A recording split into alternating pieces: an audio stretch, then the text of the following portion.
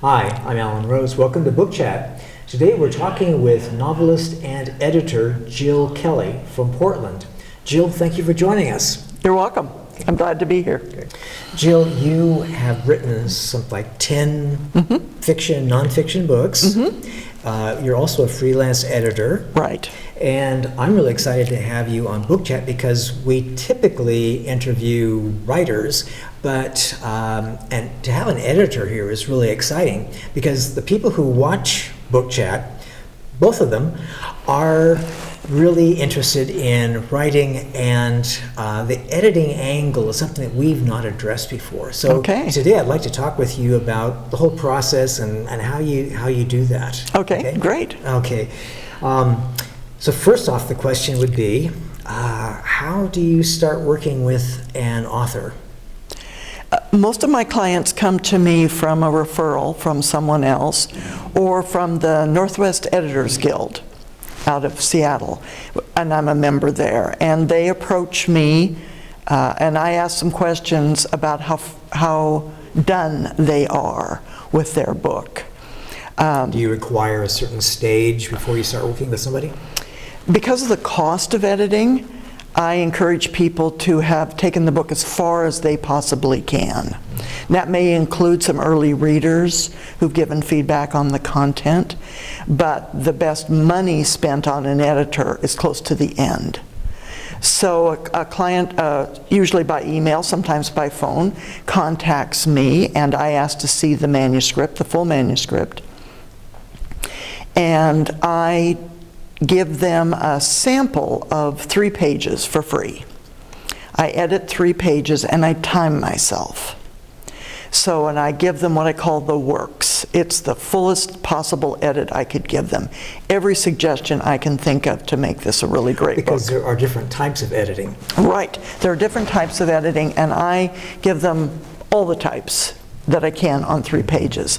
Now, a developmental edit, which is the plot and the organization of the book, is of course not possible to do in 3 pages. Right. But they'll get an idea of my style and how I work and how I use track changes in Word, how I use the comment boxes.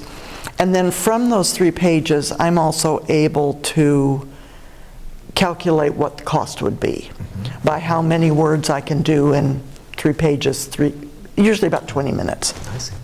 So that gives us some place to go. And so then I offer them an estimate and a time frame for completion of the edit. And if they like what I do and that's what they're looking for, then we agree on a price and a time in my calendar. And if that's not what they're looking for, sometimes people are overwhelmed by the number of suggestions, then I bless them and wish them luck. Hope they can find somebody who's what they're looking for. Do people come to you wanting specific type of edits, like a developmental edit or a line edit or something like that? Yes, I have a flat fee for developmental editing to read the book and make suggestions. But I often find that clients are better off to pay for both developmental editing and line editing at the same time, because otherwise I have to go through it all again at the same at a slower pace. So it's not very efficient. But I do developmental editing for some clients, where I just read the book and comment. What type of time frame do you work with in terms of number of pages, or I'm sure books would vary in terms of difficulty and... They do, so that's included in my estimate. So let's say it's your novel, and I can do 12 pages an hour. So then I calculate either how many pages or how many words and tell you that it's going to be X. Usually I keep a novel 2 to 3 weeks because I find that I can't work well more than about 3 hours on one project at a time. After that, I'm just not very good, and that's a disservice to my client. So I will keep it for those numbers of days. For most people, it's about 2 weeks. 2 weeks. And you also, I know, have done editing for nonfiction work as well as fiction work. Yeah, I started off editing for academics, for college professors and graduate students. And I still do some of that work, dissertations, journal articles, and things like that.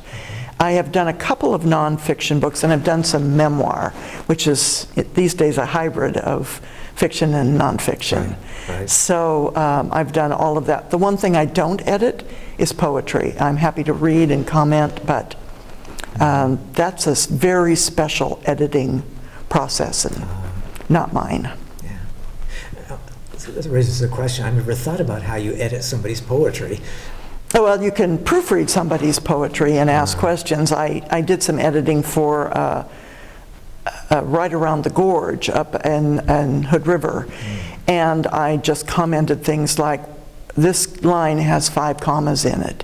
Is that the staccato pace you're looking for? But it's so idiosyncratic, poetry, that I'm not really sure how people edit poetry.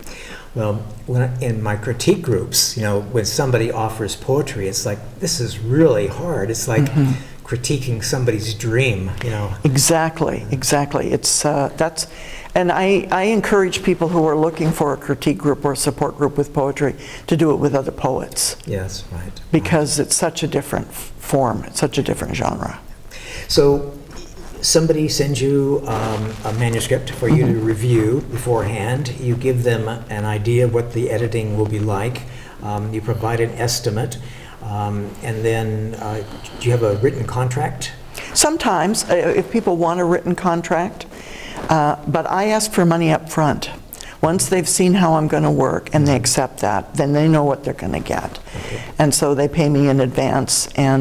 But I am happy to give a contract that says this is confidential. I will not use your work in any way. I will not release it to anyone. I'm happy to do that.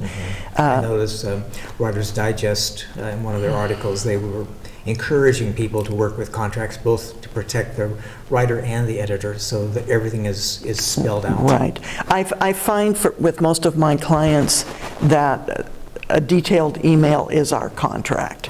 This is in writing what we have in writing, and then I save their yes, go ahead.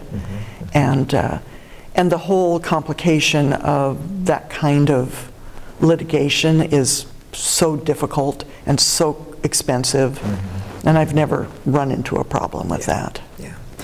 Well, my friend Jeff Stuckey, who is a writer who has worked with you, who highly recommended you as an editor, he told me about the process that you went through, I think for all 3 of his books that make up the Medicine for the Blues trilogy.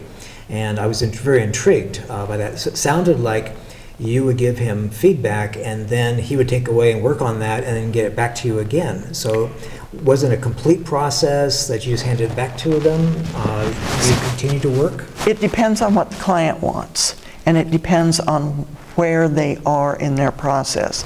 Some people will choose to have me do a second pass. But I'm expensive because I've been doing this a long time, and there are lots of people who can proofread for much less money.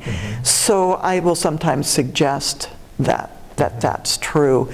There's usually not a lot, but if you've ever worked with track changes, you know that it can mess with the spacing, you can end up with double periods, you can end up with little tricky things. It never hurts to have a second person edit for you. I have 2 editors. I'm a professional editor, but I don't edit my own work.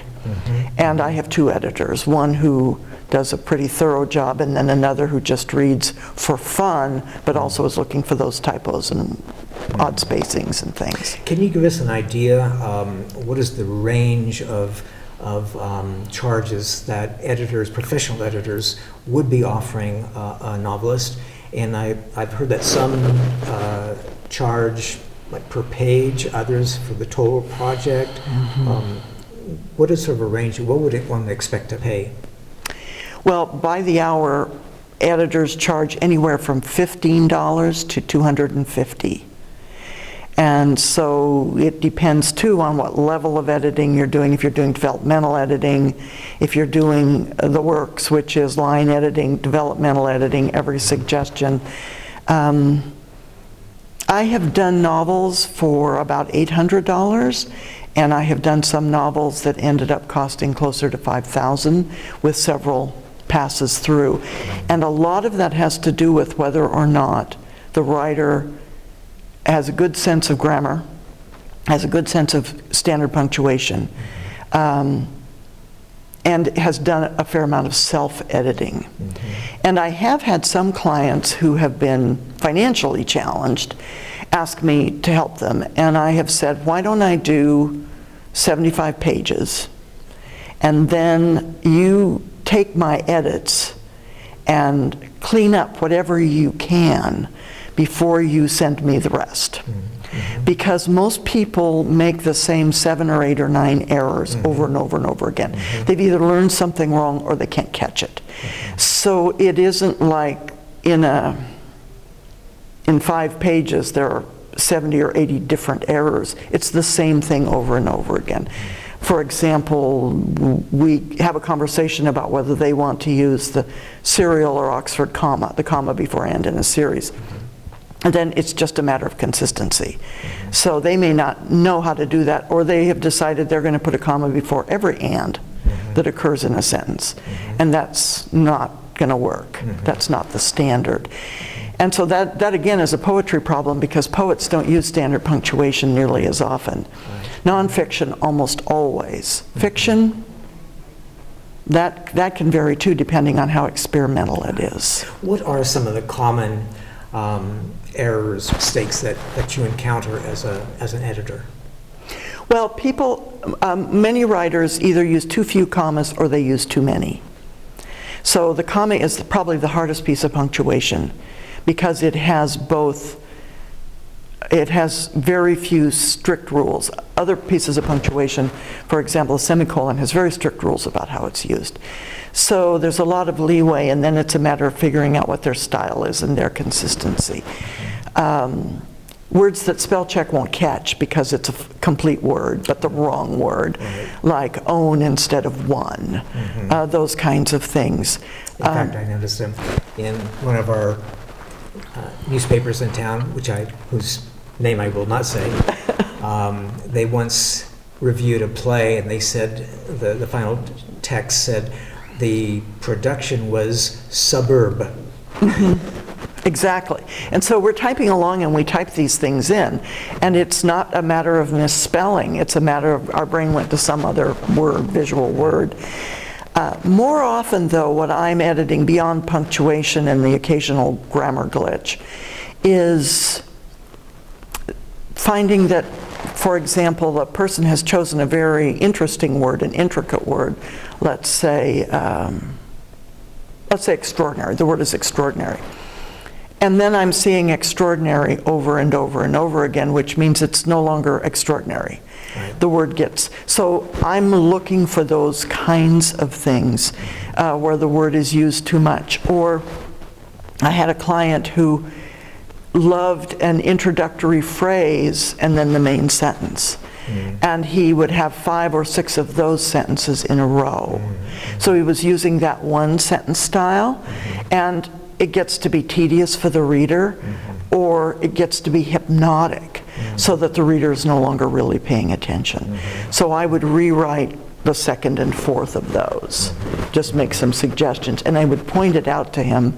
This is someone that I know is writing a 3rd book, so he wants to know these things as he moves forward. Do you actually do the rewriting, or just the suggestion of what they need to do? Both. Sometimes I will rewrite 2 or 3, so that, because I suspect he can't see them, and then I'll start highlighting places where this is occurring again and say, here it is again. Look at the examples that I've given you. The other thing is that I've discovered as an editor that I have a kind of middle memory. It's not short-term and it's not long-term, it's middle-term memory that allows me to remember a great deal about the project that I'm on. So I can find, let's say 60 pages later, that Anne has been spelled with an E, where before it was spelled without the E, or that someone has changed hair color, or eye color, or those kinds of things. Once the project's over and I move on to the next project, that all goes away.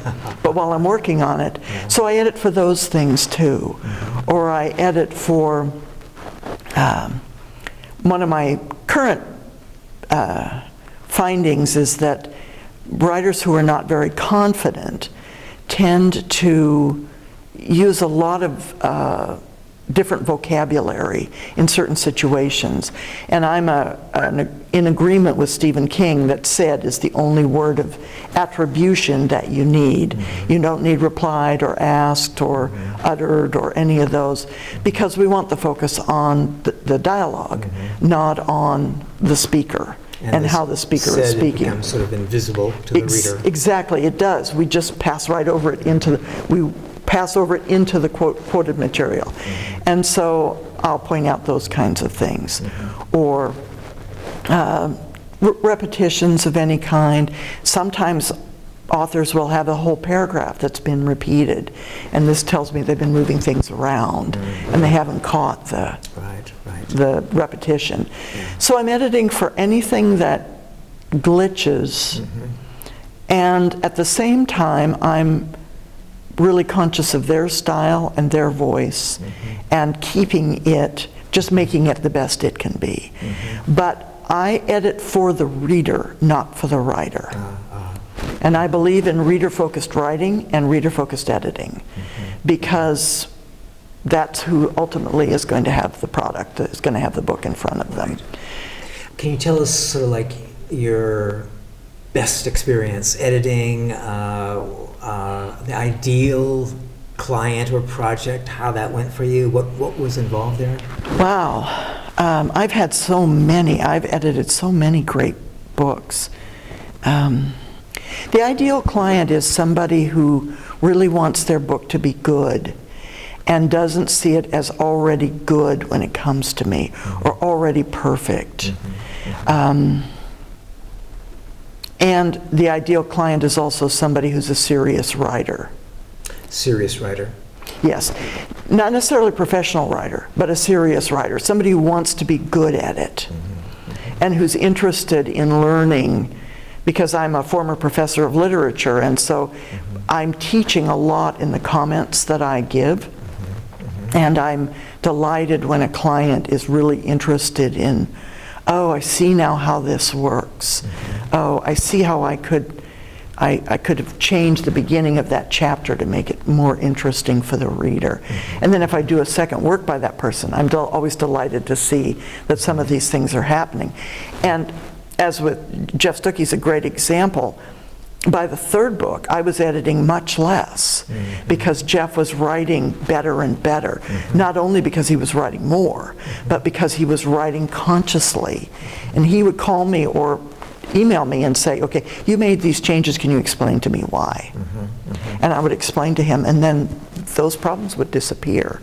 Do you do it all by email, or do you sit down with the person and go over the material? Sometimes, but most people can't absorb very much in a session like that. They need time to sit with it. And I encourage them to do that. I'm always happy to meet and discuss content or plot, narratives. I work with clients on having what are called character cards, where you have a 3x5 or a 4x6 card, and you keep everything about the character on that card so you can refer to it. And I'm also very fond of Robert McKee's story and plot mapping. So figuring out, is the motivation of your character, how is that graphing out during the novel? And so teaching people those techniques or talking with them about it. I have one client who recently shifted from a young adult book to an adult book, the same story. And there were several places where we went back and forth about how he hadn't made it quite adult makes it sound like it's sexual, but it isn't. That would include an adult reader. Because when you're writing YA books, there are a lot of things you have to attend to that in an adult book you don't attend to, because your readers are more sophisticated and more knowledgeable, have life experience. And so we had a conversation about the content of his book and some of the plot pieces that worked in the YA book, but that didn't work so well. And we had a face-to-face sit-down over that. Great. Okay, how about a nightmare client? What was that like? I don't find very many nightmare clients in fiction.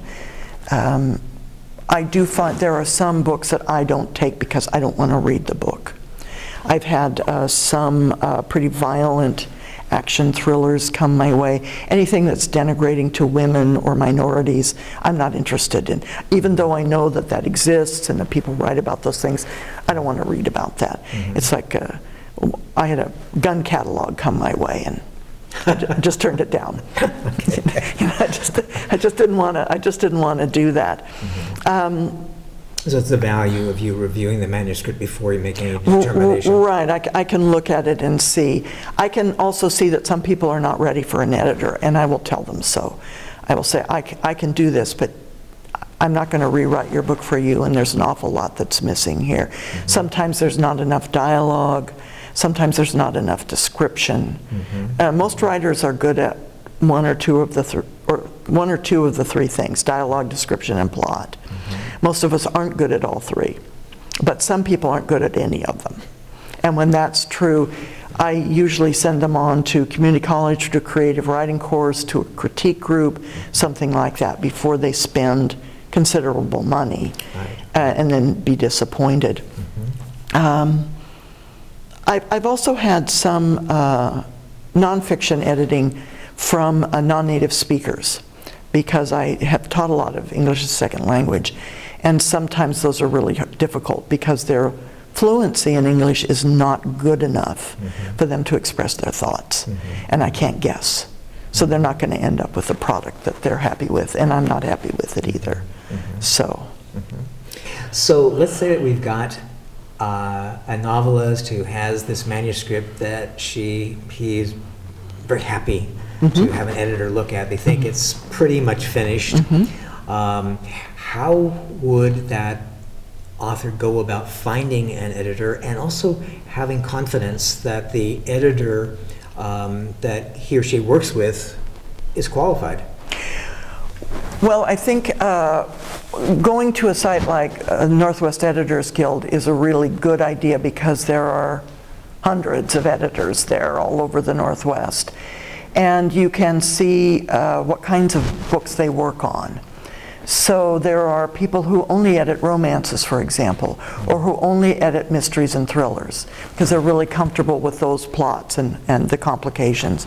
There are people who are only editing nonfiction or only editing memoir. I think it also helps to, if you're writing fiction, is to work with somebody who's also writing fiction. And in fact, I started writing fiction because I wanted to know what my novel clients were going through. I had no idea what that process was.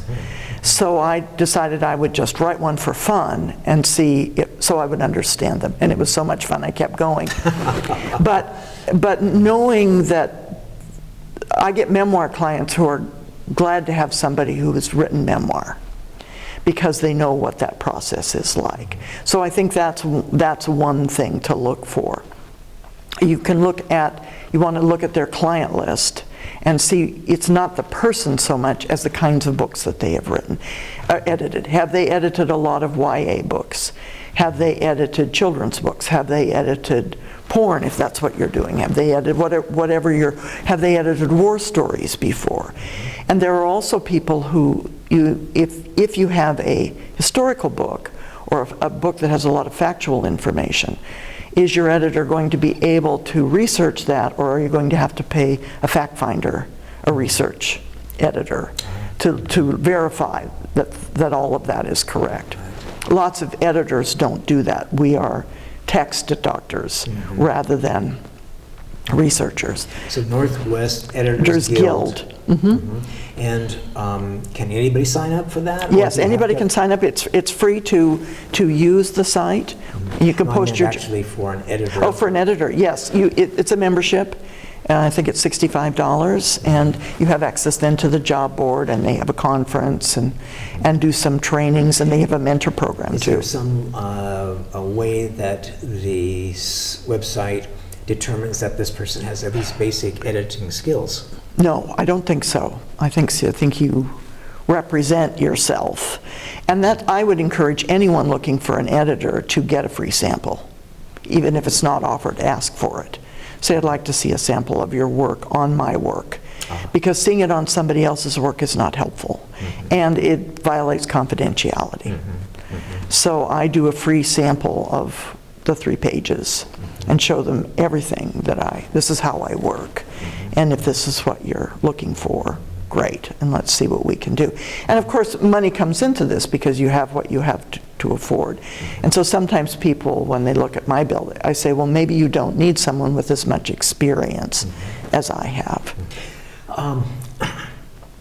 We writers would like to be able to handle some of the editing before it gets to a professional, and I totally support your idea that it's best to go with a professional editor before you submit, to a publisher or even an agent. Are there self-editing resources that you would recommend for people? Well, there's a great book called Self-Editing for Fiction Writers. One of the authors is named Brown, and I can't remember the other person's name. And it was really helpful for me when I was getting my first book put together. And I've also put together a kind of 10 things that you can self-edit for. It's an e-book. And I think, in fact, that you have one of these. And it's the nonfiction one. Yeah, there's one for nonfiction, one for fiction, and one for memoir. And it gives just kind of the basics. And then, in some ways, it depends on your age group, because if you're probably older than 55, chances are you have a good foundation in grammar and punctuation. So some of those basic things you're going to be able to fix yourself, just by yourself, or ask your spouse or your brother or someone. If you're younger than that, you may not have had a good foundation. And there's a great series of workbooks called The Least You Should Know About English. The Least You Should Know About English. It's a book that's used in many remedial community college English courses, but it's great because it has simple explanations, exercises, and the answers in the back. So you can practice punctuation, you can find out what you need to know. It's a bit like, it's good to know the language of grammar and the language of punctuation. It's a bit like taking your car into the mechanic. If you have some idea of how your car works, you can have a better conversation with your mechanic. And you can have a better conversation with your editor if you know the difference between a clause and a phrase, if you know what an introductory clause is, if you know what a subordinating conjunction is. These are just labels of parts of speech. And just like you can drive your car without knowing how it works, you can write. I do. You can write without knowing how it works. But the more you know. So I often recommend that book to people too. But there are, and the other idea, as I mentioned, is you could have an editor do a few chapters, and then you could make your own list of my 10 most common errors, and then go through and edit for them. By the time you have edited for your 10 most common errors through a whole manuscript, you don't do it anymore. You've learned how to not do it. So, and this includes things like knowing that in fiction we don't use a semicolon. That's a nonfiction. It's a formal piece of punctuation. Or that in American English, the period and the comma go inside the quotation marks, the colon and the semicolon go outside the quotation marks. In British, this is different. Just knowing these little things and cleaning those things up can save you a lot of money and can save you a lot of time, and then you're presenting something that even your critique group will be happier to see. Yeah. Well, Jill, it's exciting to talk with an editor, get the insights there. I'm thinking as you were talking, I said, oh my gosh, I've got all those semicolons in my manuscript. I've got to get those out. So I'm looking forward to having you read at WordFest tonight and talk about your fiction. And thank you so much for coming up. So welcome. Okay, thank you.